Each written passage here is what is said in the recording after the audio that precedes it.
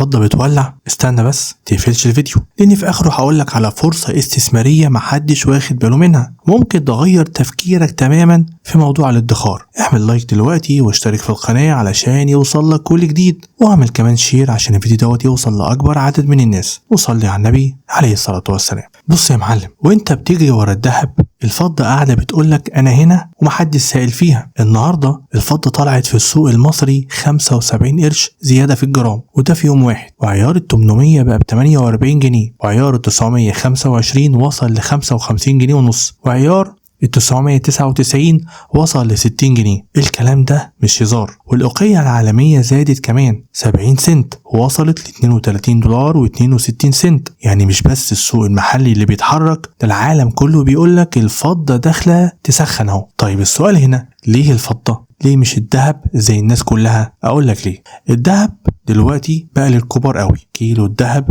ب4 مليون جنيه تقريبا. يعني لو بتقبض بالفيزا او بتعد الفكة من جيبك صعب تحوش حتى سبيكة صغيرة. لكن الفضة تقدر تدخل بيها عالم المعادن من غير ما تبيع العربية اللي عندك. والحاجة اللي الناس كتير مش واخدة بالها منها الزكاة. الذهب عليه زكاة من أول 86 جرام، لكن الفضة لازم توصل ل 595 جرام عشان تبدأ تحسب زكاة.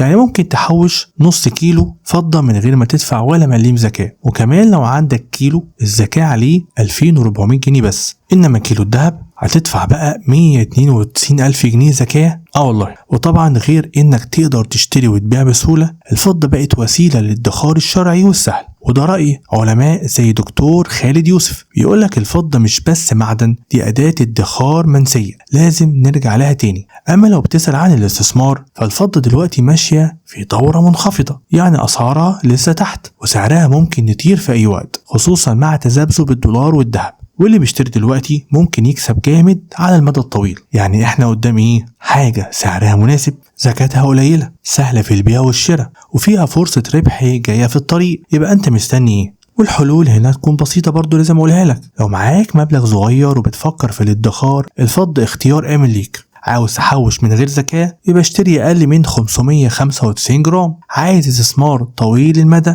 اشتري دلوقتي قبل ما السعر يطير. تتابع السوق كمان وسيبك من اللي بيجري ورا الذهب بس. وقبل ما تقفل الفيديو استنى، عايزك تشوف اخر فيديو نزلته على القناة، هتلاقيه قدامك موجود على الشاشة دلوقتي. هيفتح لك دماغك اكتر ويعرفك حاجات جديدة، وهيخليك تبص للفلوس بطريقة تانية مختلفة. انزل بقى دلوقتي في التعليقات وقول لي رأيك في فيديو النهاردة، وهل شايف الفضة تستحق فعلا ان نستثمر فيها فلوسنا ولا لا؟ وما تنساش تعمل شير للفيديو دوت عشان يوصل لأكبر عدد من الناس وكل الناس تستفيد، ويمكن انت تكون سبب ان حد يغير طريقة حياته كلها وادخاره بسبب الفيديو بتاع النهاردة.